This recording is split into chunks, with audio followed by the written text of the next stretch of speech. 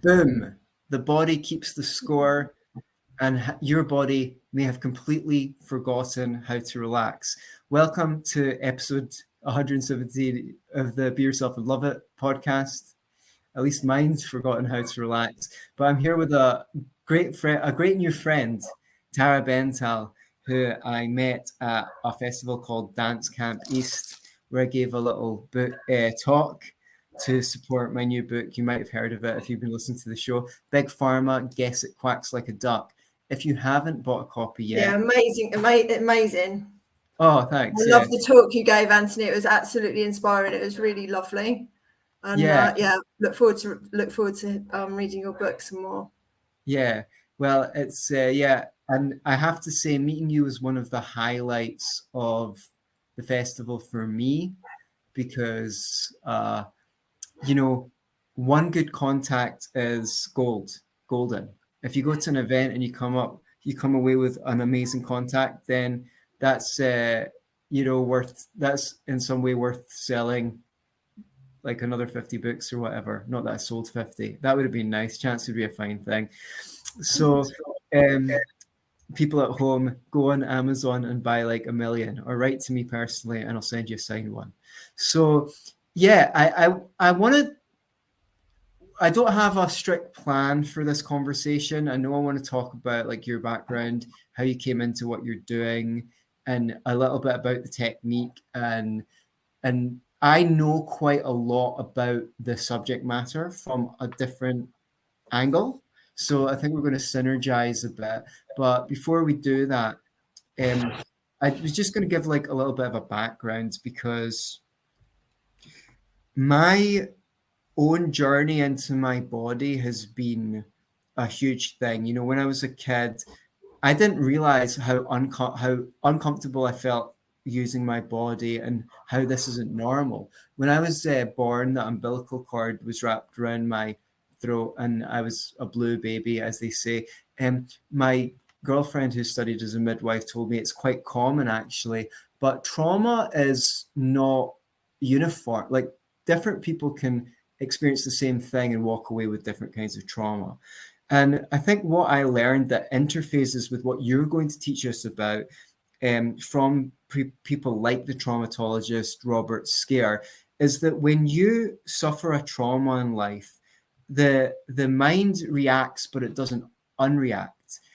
And by the same kind of token, the body can react and then not unreact. So you've got things like even people have tics and things like, or Tourette's and things like that. And what they don't even realize is there's a loop going on where the system believes that it's still experiencing the original event.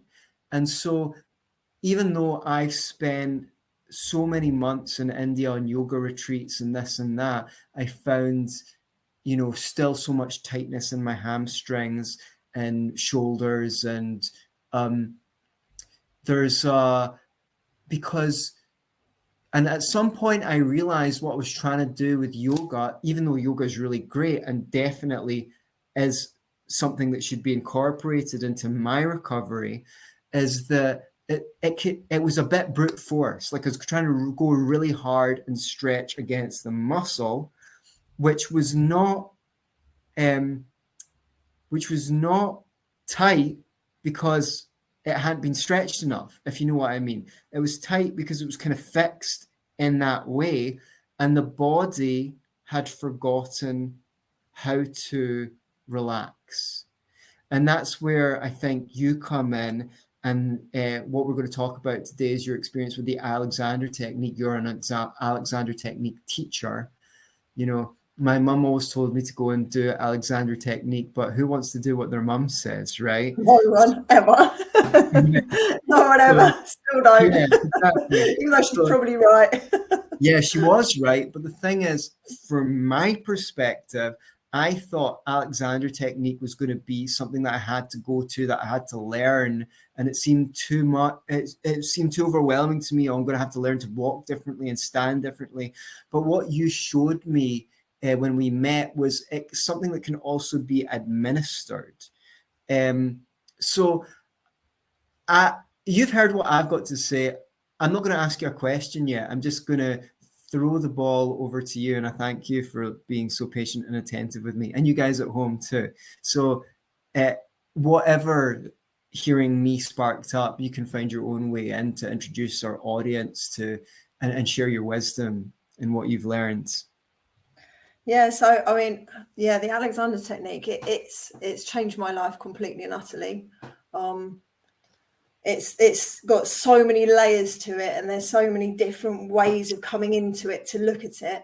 But like you say, it's a lot to do with how we carry tension.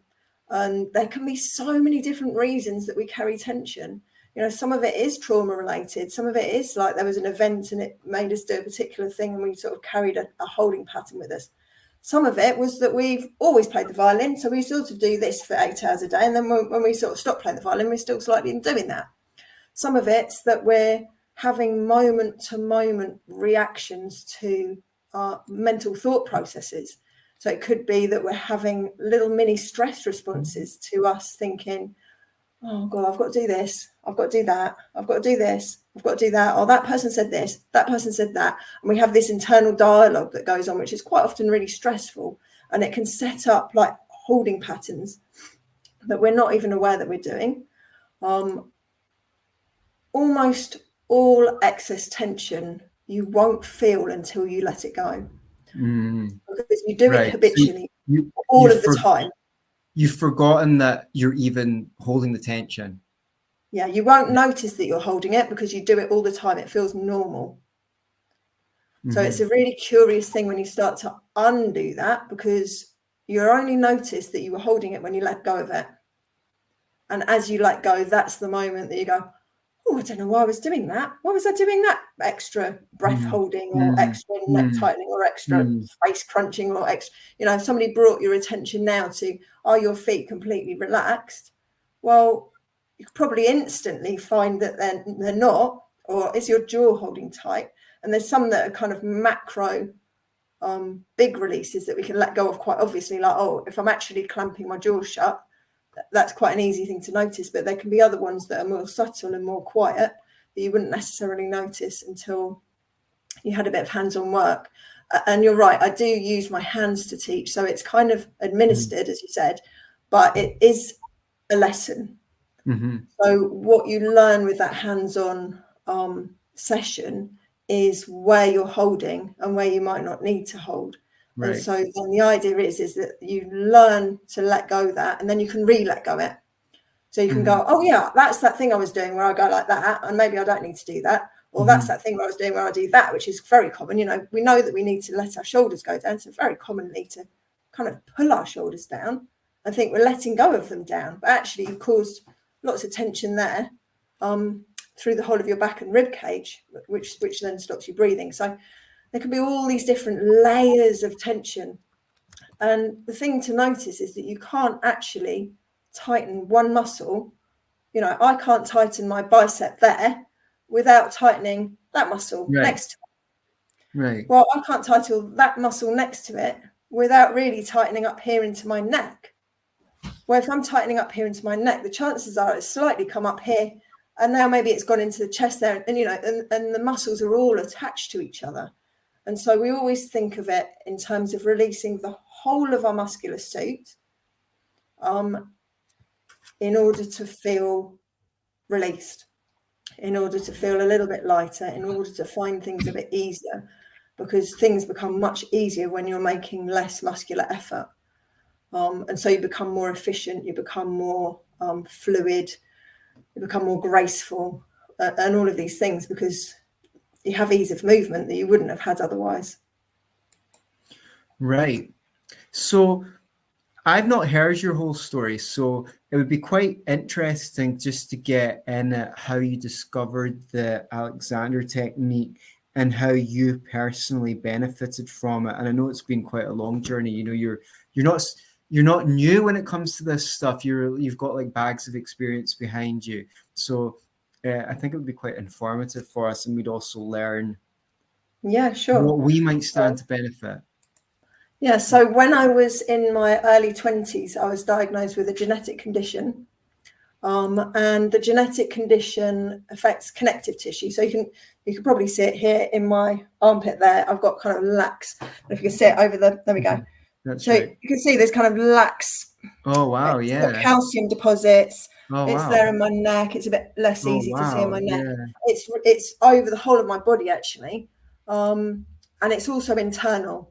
So it could affect my cardiovascular system. It could affect my gastrointestinals. I'm at risk for gastrointestinal bleeds, heart attacks, strokes, intermittent claudication, where you don't get blood flow to your legs. Mm-hmm. And the most serious effect of it is actually on eyesight. Well, obviously a heart attack is pretty serious, but it also causes blindness. So not full blindness, but I do have a visual impairment.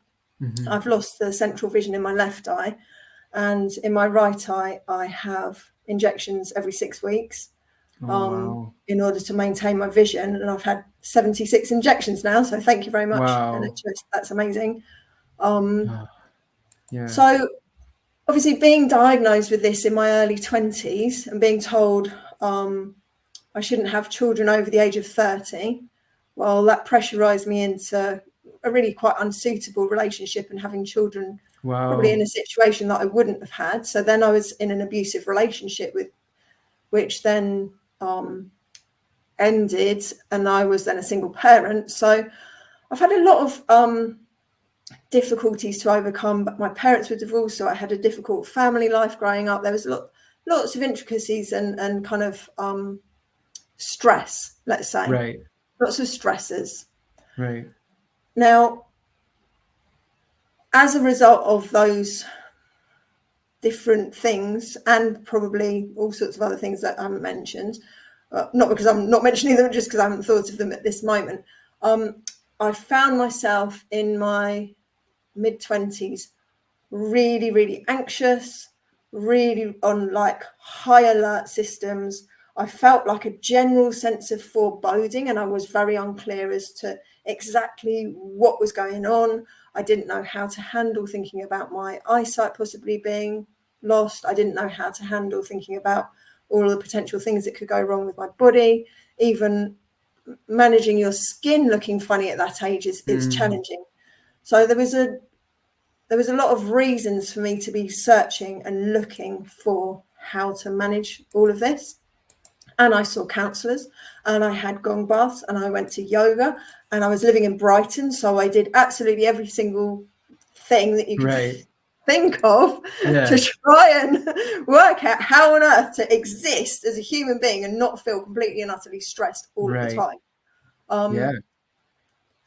Then I came across a workshop for the Alexander technique, and it said in it that it helped you to lift weights really well. And because of my eyesight, I'm not supposed to lift more than 20 pounds, but I was obviously a single parent. So I was like, well, I need to work out how to lift well rather than not lift, because I'm obviously wanting to lift my child and the shopping and the buggy and the bag of potatoes to bring it home and all of the rest of it. So then I went to this workshop, and there was an incredible teacher there, Mark. He was called Mark. Paul. No, he was called Paul Marsh. And he was amazing. And I did this workshop, and he put his hands on me, and I thought, oh my God, I think I might be able to live like that. And he did this amazing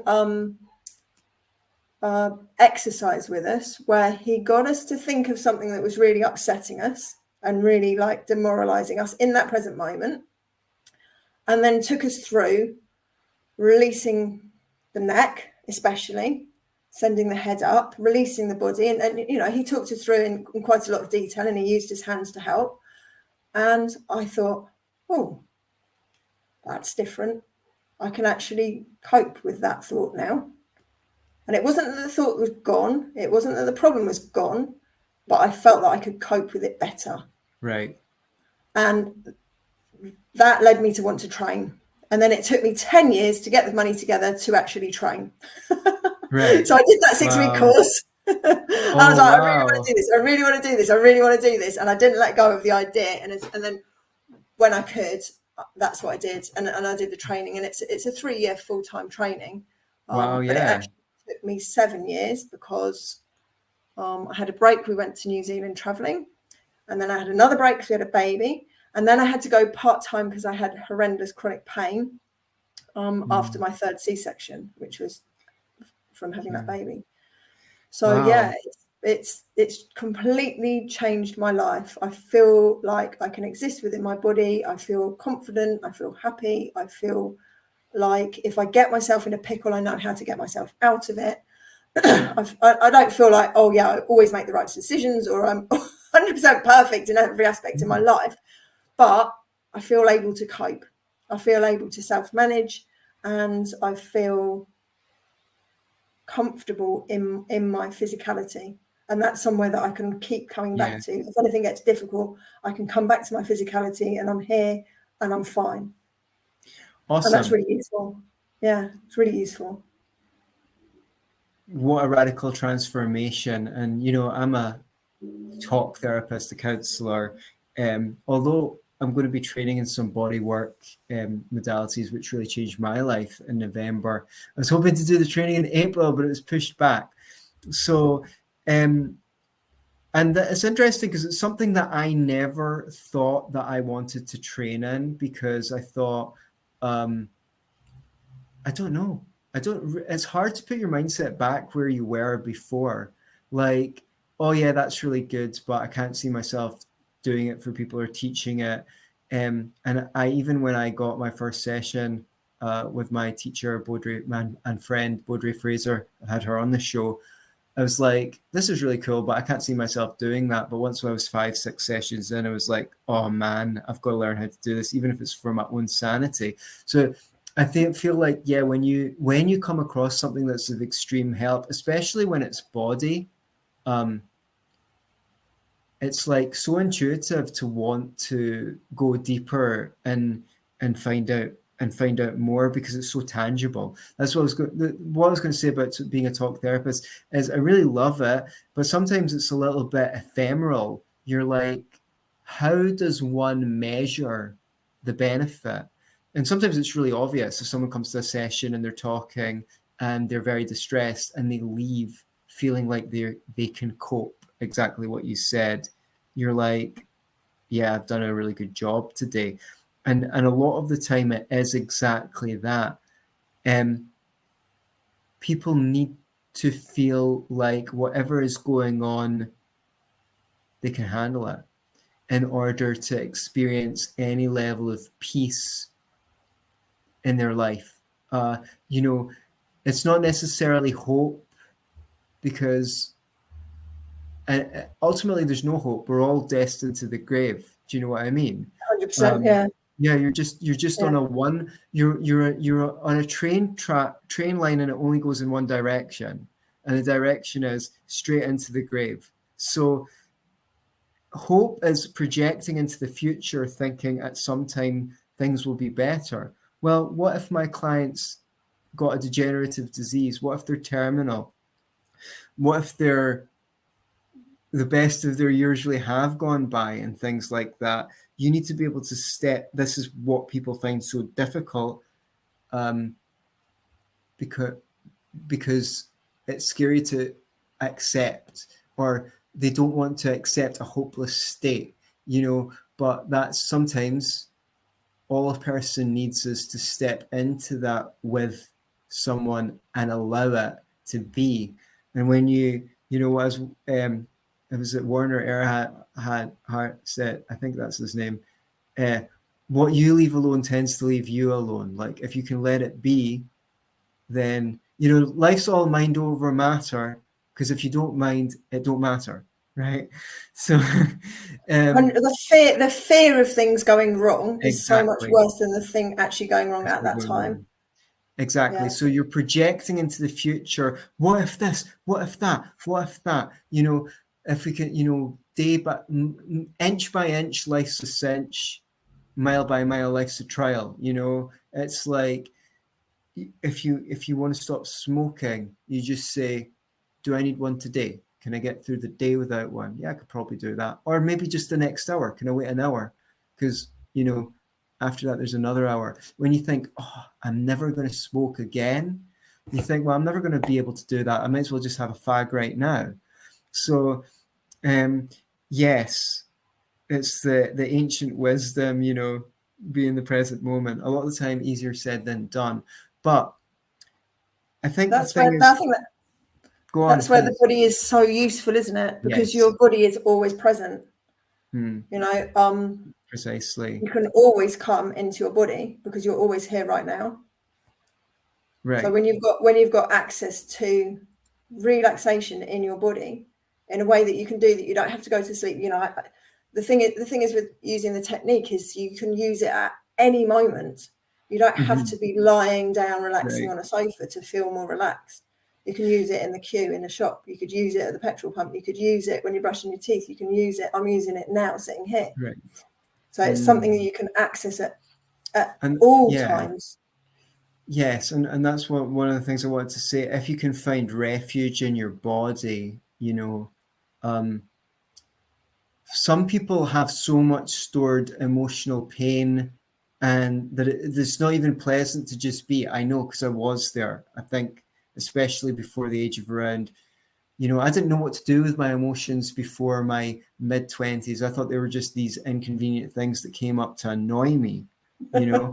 But, gradually feeling into the body, when I first started feeling into the body, I could barely feel below my neck, just a little bit of my chest. And as I continued to practice mindfulness, I can feel so much more of my body. So I'm really into these things: Alexander technique, craniosacral therapy, um, visceral manipulation, trauma release exercises. I want to get people on to talk about each of these things, but more of that anon.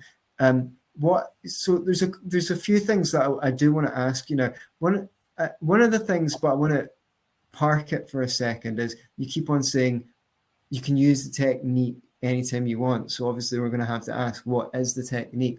But just before that, we got a little bit of a view of the kind of outside trappings of what you did to get to where you are now as a teacher and a practitioner. It took 7 years. But what was the internal process like? How did you gradually, like, what changed, and then what changed, and what did you learn? What did you like? Was it a gradual thing, or did it happen with a bang? Can you remember the And it's stages? super gradual. It's so Right. gradual, and you don't know what you're learning Mm, until you've learned it. And that's the mm, curious thing about it. It's not like if I said to you, I'm going to teach you a concerto, I'll play you the concerto, and this is what we're working towards.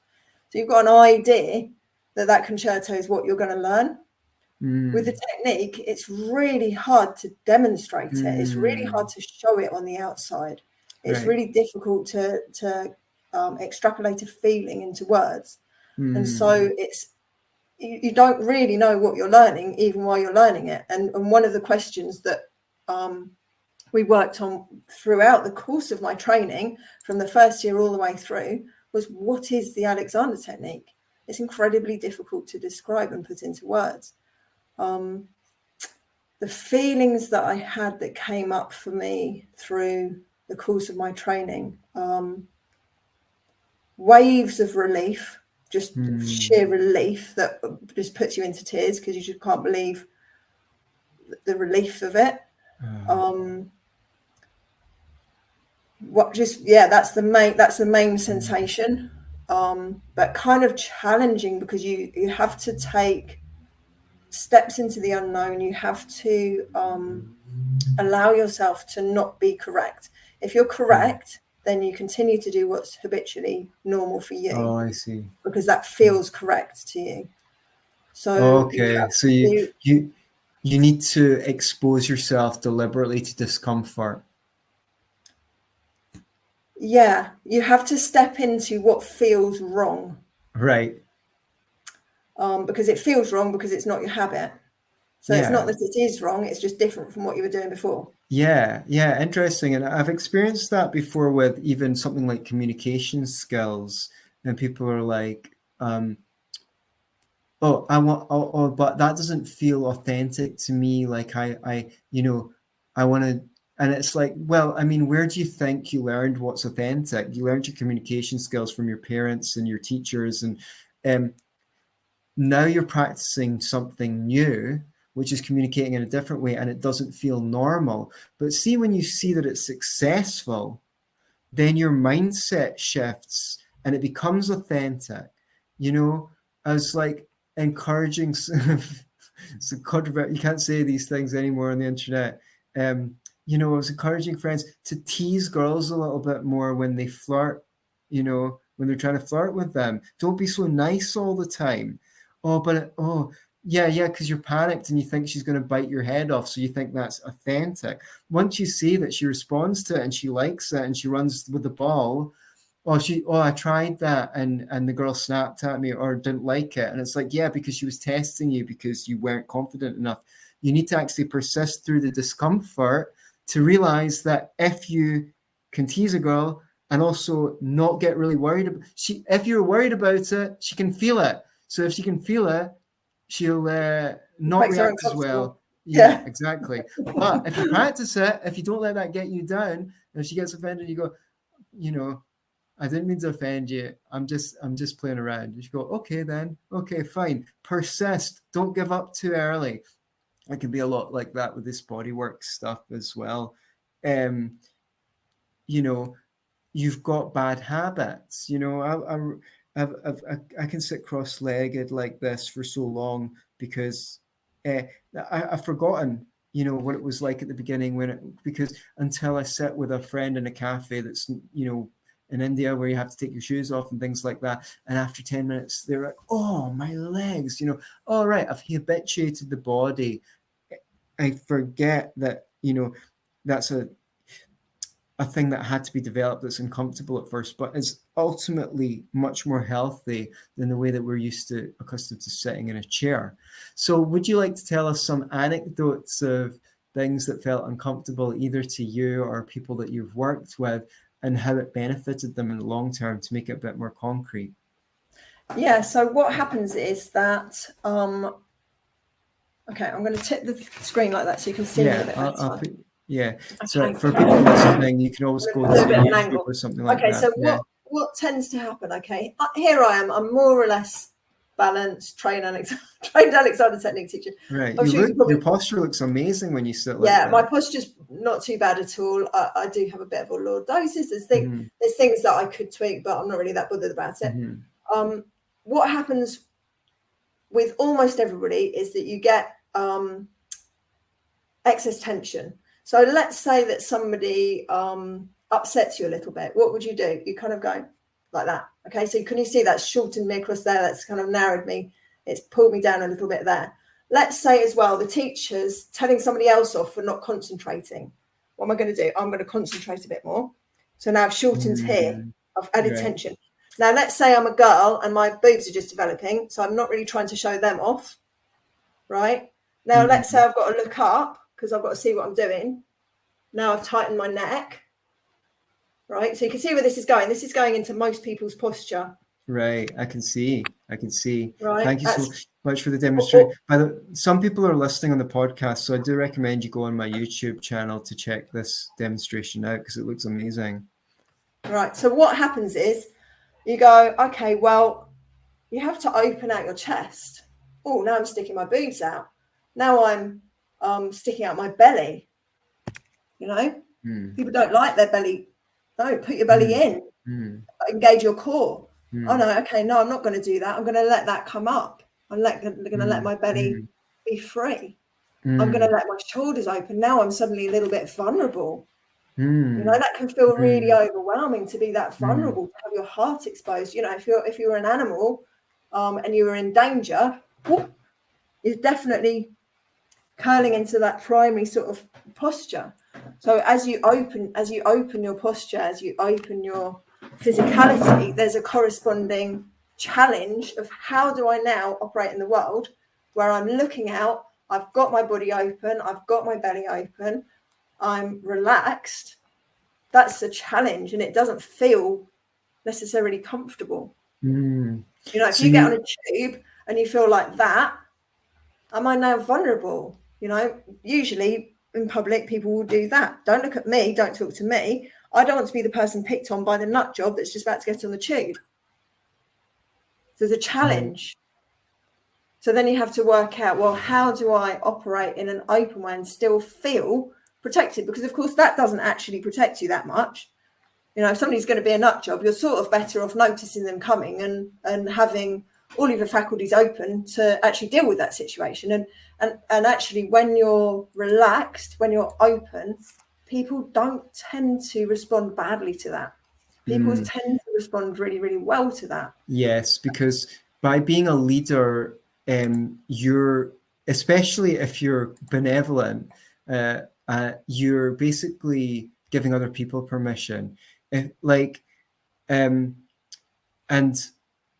this, I think this is something that's brought forth from our childhood into our adult life.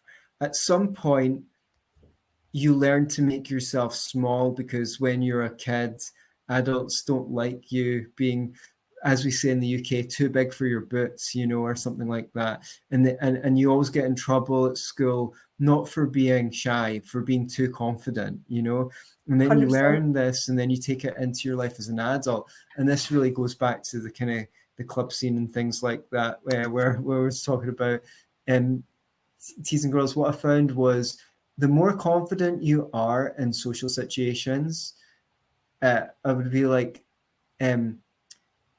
what I noticed one time was, I was in a social situation and a girl said something and she looked at me, and what I realized was, oh, I'm the most confident person in the room, because what she was doing was she was saying, do you approve of what I just said? And then I realized how much that I used to do that, or maybe still do it, and that it projected less confidence. But what that really means is, you can then hold the space for people and generate a good vibe. And people, if you don't take the responsibility, then you're not, then you're leaving it to this sort of weird unconscious soup that everyone's throwing in. You take control of your posture, you start to project yourself more confidently, you feel more confident. That makes people feel safe, actually, because otherwise it's like, on some unconscious level, they feel responsible for taking care of you as well as themselves, and they're not ready to do that yet. We're all just learning together, and most people don't even think of these things. So it's really interesting how all of these things interface together. I fear I'm getting far from the topic. So would you like to tell us a bit about what kind of things you learned in what order? Okay, yeah. So some of it is body mapping. So like actual just physical information about where your body parts are positioned. So for example, if you put your fingers there and draw a mental line, that's just literally in front of your ear, more or less there, and draw a mental line between those 2 points, that would be the top of your spine, for example. So that's your neck comes up that far. So and there's lots of those little bits of information, you can do it that way as well to get the cross point. There's lots of bits of information that if you understand how your body's actually structured on a physical, personal level, not from a picture, not from, oh yeah, I've seen a skeleton before, but in an embodied way, it changes how you move and understand your physical structure. So some of the lesson consists of that kind of information, which is just actual, practical, this is where your body parts are. So does that mean you can feel them better? Yeah.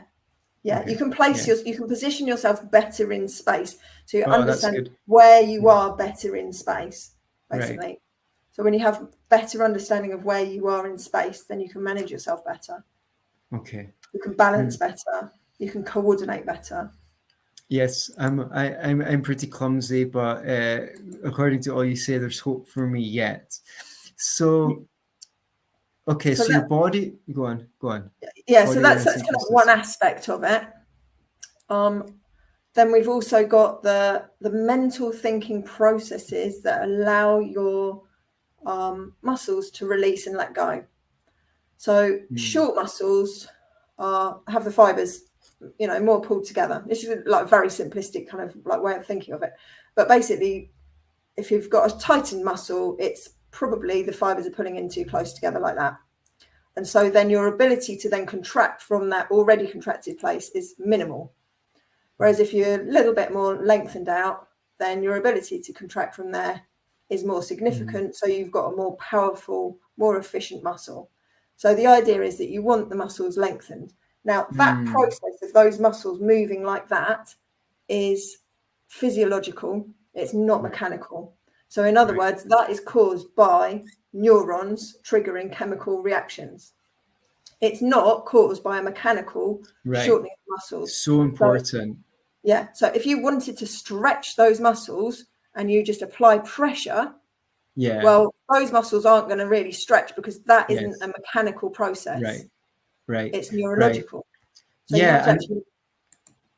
And this is what I meant to say when I was saying I realized the way I was practicing yoga was a bit brute force, because I was thinking what I had to do was elongate the muscles physically, but it's more like the circuit between the brain and the muscle has been somehow neglected, or it's been turned off, really.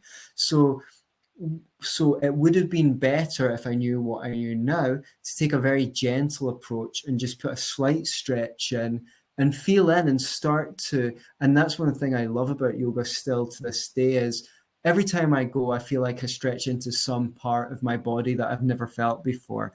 It's a very gradual process. And if you can just get in a little bit at a time, a little light goes on and you start to get sensitivity in that area again. It doesn't need to be a great big push, but I think what you're doing more directly acts on this idea of relinking the muscle in the brain. Yeah, I'd agree with that. And it's the whole neurology, because obviously we've got fight, flight, we've got rest and digest. And when you're in rest and digest, your muscles have a much better chance of releasing and letting go. And we have to get ourselves into a neurologically preferable state in order to let go. But that letting go also happens. It also enables us to go into rest and digest. And so it becomes a positive loop. So we're spiraling in a positive direction with it. The more effort we make, the more we try, the more we want this thing to happen. Like all of those kind of mental processes cause tension. Yeah, because you're pushing, Because you're pushing, exactly. So I'm going to try and let go of my shoulders. Well, that's a disaster waiting to happen, because you're not going to try and let go of your shoulders, because the act of trying is now tightening up your shoulders. Right. So what did you learn as a practitioner helping others that you didn't learn as a patient or client of Alexander Technique? I'm interested in that. It's levels of depth. Yeah. It's levels of depth. So it's like I'm peeling an onion, and you're unpeeling it, and you're unpeeling it, and it's an infinite onion. So listen, we're not getting to the core here. Exactly. There's no core. But see, thinking that you've got to get to the core is something that really deters people. They're like, oh, there's so much to learn, I don't even want to get started. But what you have to understand is the process becomes a joy. Like, see when you read a really great novel and you get 50 pages from the end, you just don't want the novel to end. You start reading really slowly. So when you get into this stuff, it can get to the point where you're like, oh, you don't need to be like, oh, there's so much to learn, I'm never going to learn this. That's when you're contracted. You go, oh wow, there's so much to learn, this could fascinate me for a lifetime, and it probably bloody will. So I just always want to remind people of that, to encourage them. And every little increment of letting go is a relief. It's not like something you have to make an effort to do. It's like, oh, I don't need to do that. Yeah. It's something you don't have to do. You're learning stuff you don't have to do, that you're probably doing that you don't have to do. Right. So, we get taught from point naught. Okay, try harder, make a bit more effort, concentrate, do this, learn that, get that stronger, get that bit stronger, be more flexible, be more this, be more that, be more able, be more... all of those things. We never get told how to do less, apart from like some meditation practice. And there are some, and even then people listen to it and go, oh, I have fucking another thing for me to do, I need to listen to this meditation, and I need to get good at it, and blah blah blah. So one thing I'd say I'm interested in is people, a lot of the time people ask me what kind of therapist I am, and I kind of hate the question because there's no easy answer to it. But what I would say is I've got about a wide range of tools, and probably, I don't know, I've never been a plumber or a electrician or a mechanic or a carpenter, but I'm guessing when they come to a job, they've got a wide range of tools, but there's probably like 4 or 5 or X number that they use on every job or almost every job, and then the others are just a now and then thing. So for me, listen with the intent to understand, demonstrate my understanding verbally by summarizing what I've heard in my own words, ask a open question that expands the client's thinking, point out any contradictions in what they've said. In order of less frequency, those are probably like 4 tools that the first 3, I certainly use them in every session. And then there's other tools that I just bring now and then. I've got millions of them. So I'm wondering if it's a little bit the same as you with teaching Alexander technique. Are there a few fundamental things that you find yourself using or teaching people again and again and again, that maybe people at home might like to be aware of? Yeah, so the basic principle of the whole thing is to free your neck.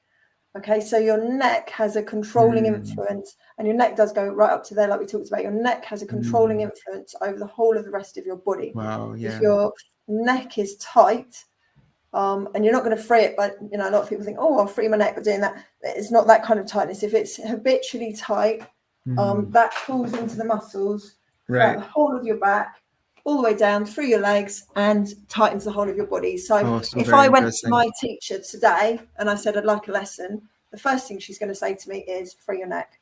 Right, okay. The first thing I will say to somebody is free your neck. And it is it's something that you learn to understand more and more what that actually means. But that's one of the basic primary sort of controlling influences that we can have, is to let our neck release and get longer and wider. There is something called inhibition, which is stopping the muscles from over tightening, particularly the muscles of the neck, but the muscles throughout the whole of your body. And it's this idea of stopping doing. And then there's direction, which is, if I was to completely stop doing at this moment in time, I would fall onto the floor and I'd be a big puddle and I'd be a sloppy mess, because you can't move around if you completely stop all muscles. And so there's this idea of direction, that you'd like to lengthen in a particular direction, and the direction that I'd like to lengthen is up.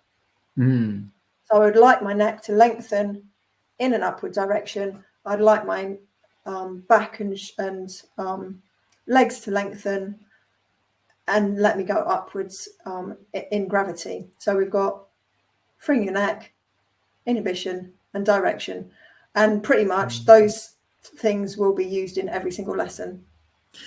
So for anyone hungry for a little takeaway, is there one exercise that you can teach us for freeing up our neck? It's really difficult to just.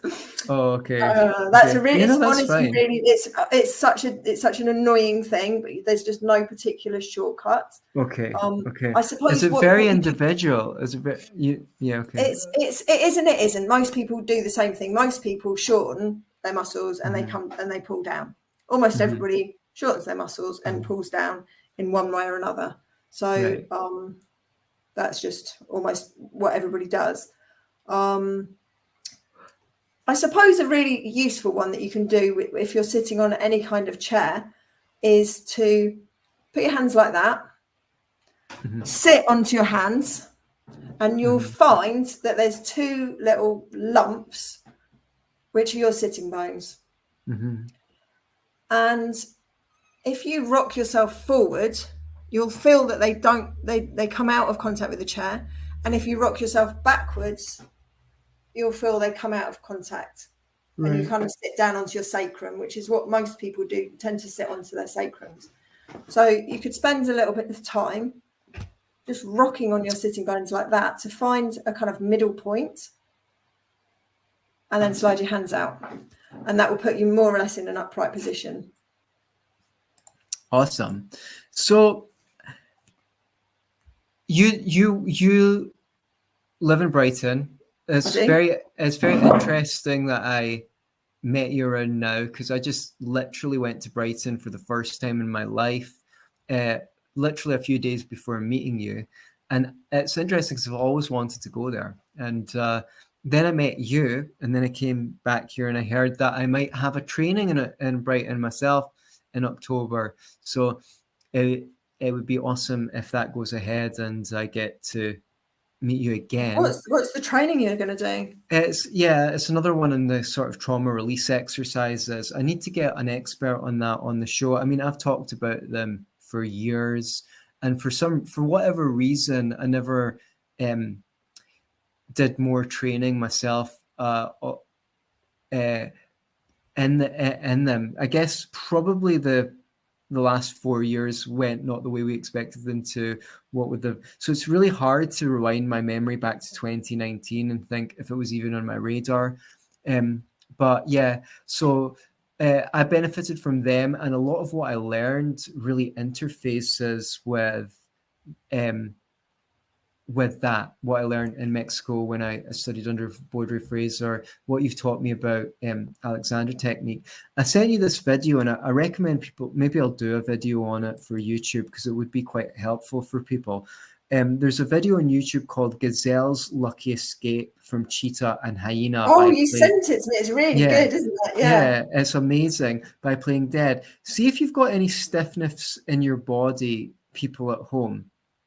What I want, that if you really want to impress upon yourself the veracity of what Tara's teaching us, go and watch that video, Gazelle's Lucky Escape from Cheetah and Hyena by Playing Dead. See when that hyena, when that gazelle is playing dead, look at its legs, right? That's what my legs were like before I discovered all, and they're still pretty tight, I would say, compared to the average person, although the average person is more tight than they should be. Maybe it's just a selection bias. I notice myself increasingly over the years get more and more frustrated when I go to yoga and someone who's never done it before in their life comes in and is more flexible than me. Grr. But there's also a selection bias, because most people who've got as fucked up bodies as I have don't even bother going to a class because it's too uncomfortable. So I don't know who's out there. Maybe they're just as bad as me, and I'm being dramatic and I'm I think you're absolutely hitting the nail on the head. Almost everybody who gets really interested in yoga are naturally slightly hypermobile, and that tends to happen with dance, and it tends to happen with musicians. You often get really hypermobile people choosing those paths. And exactly. You know, I used to teach piano. I can't actually do a trill, and I was never able to play super fast. And I mean, I'm a pretty good piano player, but I could never play fast. And I didn't realize at the time that was a limitation of my body based on tightness in the muscles. Now, with so many years of learning about the body and trauma, see if you can watch that video at home. Look at the gazelle's legs. That will help you understand that it's neurological. It's not based on a lack of capacity for the muscles to stretch. That gazelle goes into the freeze response. So its muscles are taut. What we don't realize is we've gone into the freeze response at some point in our life, and our muscles have got taut, and then we've forgotten to unfreeze them. And we've forgotten how to unfreeze. In the future, God willing, if we do the work to share this information, hence send this to your podcast to your friends and family, we'll one day live in a trauma-informed society that puts the resources necessary into really understanding the fight, flight, freeze mechanism, so that we can then learn how to get ourselves out of the fight, fright, or freeze back into, as you say, rest and digest. And then things will start happening really quickly for us. But, you know, as a society, we've got a long way to go. So the best thing is us as individuals to get some experience in sort of discharging some of this muscular tension. And then you'll know, and then you can share. Yeah. And it's not just the freeze response that coordinates in that sort of primitive kind of survival mechanism, but it's also located with anxiety. Correct. And with anger. Right. And so, yeah, 100%, I totally agree that it's really what we need as a society is to work out how not to get into those really.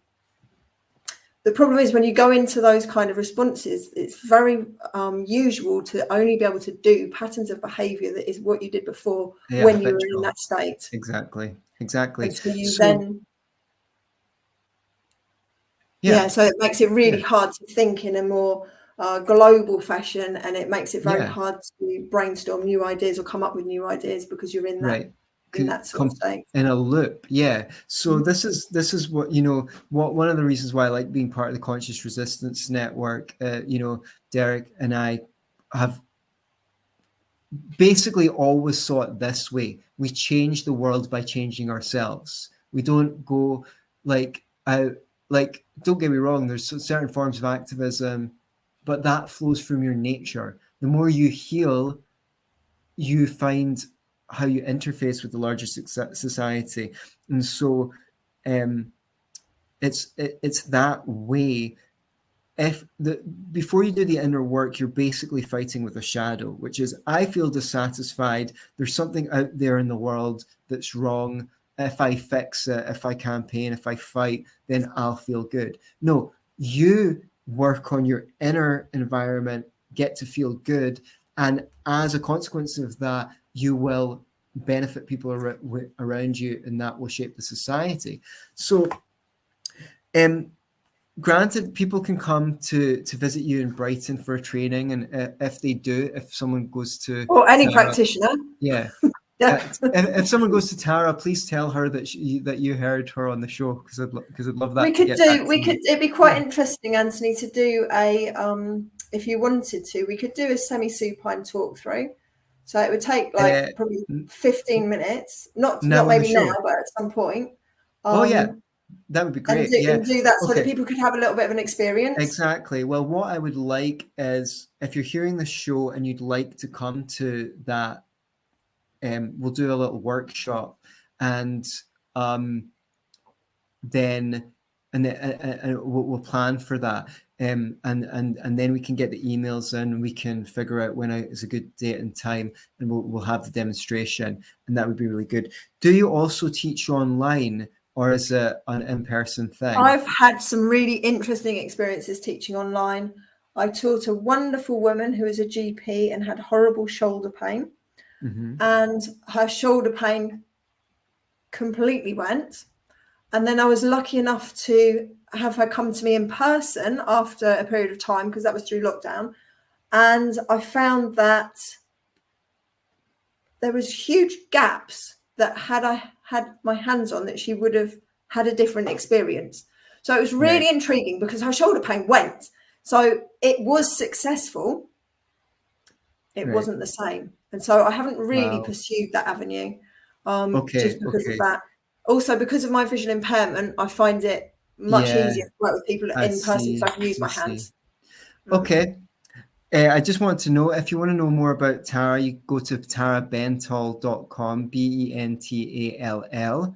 And looks like we're going to run a training for you. It's very impromptu, but I wanted to get more contact with my community and listeners anyway, and start running community events. So if you're interested in that, email me, Antony@beyourselfandloveit.com, and we'll create a little training for you. Thank you so much for joining me on Be Yourself and Love It podcast. Is there anything else you'd like to share before we wrap up? No, I've really enjoyed it, Anthony. Thank you so much. It's lovely to talk to you, to such a knowledgeable and beautiful person. Thank you. Oh, thank you. It means a lot to me that you'd say that, and I would just relish the opportunity to get to know you better. Guys at home, I'm sorry if I grandstand and take up more of the podcast than the guest. I guess it's just my way. At home, be yourself, but don't just be yourself. Be yourself and love it. Come to our workshop, Antony@beyourselfandloveit.com, to register your interest. Until next time.